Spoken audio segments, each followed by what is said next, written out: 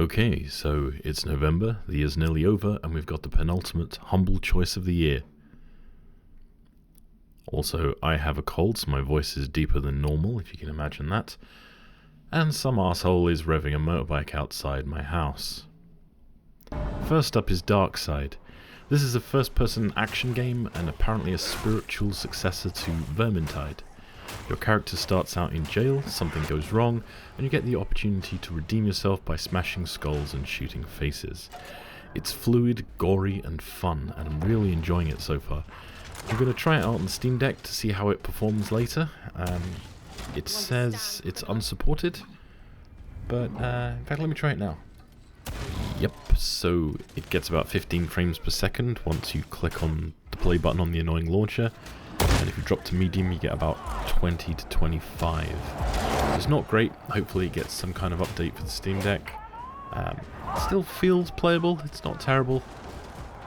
But I think I'll play this on desktop instead. Next is Persona 4. Now we had Persona 5 last month, and this month's game, it seems a bit dull for me. It's the next game in the series. I'm probably just persona'd out.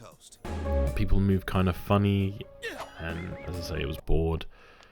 Though I did just remember it's a 16-year-old game. From what I gather, it's an RPG and very, very popular with the people who like these kind of RPGs. So if you like the Persona series and somehow don't have this already, you're probably going to get at least 70 hours of a great time. For me, authorities are uncertain as to why the Lamplighters League is a kind of noir-style turn-based tactics game, but with some real-time elements.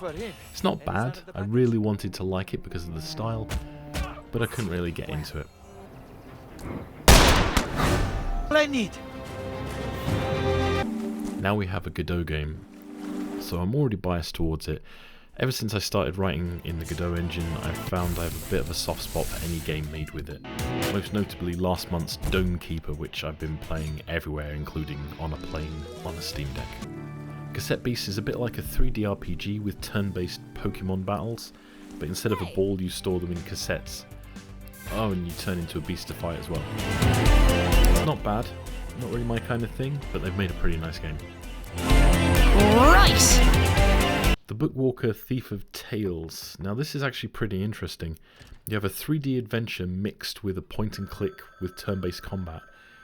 It's 3D in the real world, but then you dive into books to steal items from characters in the stories.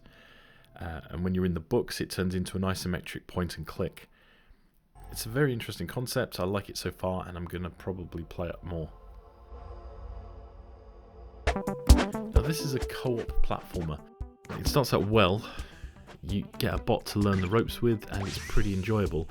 After that, you need other players to be able to play and complete the levels, which is a shame. If you can't find anyone to play with or anyone in a public lobby, the game is going to die. If you like multiplayer-only games, it could be pretty fun, but for me, I don't know if I'd find it anything other than frustrating. This looked nice. It's published by the Diggy Holes over at Yogscast, and I really wanted to like it, but the UI was a little confusing for my impatient eyes.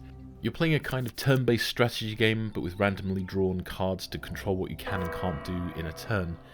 If this is your bag, I'm sure it'll be excellent, but I don't think I'm the target audience. Of myself. And lastly, we have Garden Life, a cozy simulator. And the bike is back. It's what it sounds like. You turn up and start cleaning weeds and planting flowers and build yourself a nice garden. If you think a gardening sandbox is for you, then give this a go. So that's it. The main game for me was Warhammer Darktide, followed by the Bookwalker. But if none of the others take your fancy, it might just be worth playing Warhammer on Game Pass and skipping for a month. Let me know what you think in the comments below, and now more than ever, stay safe, and I'll see you next time.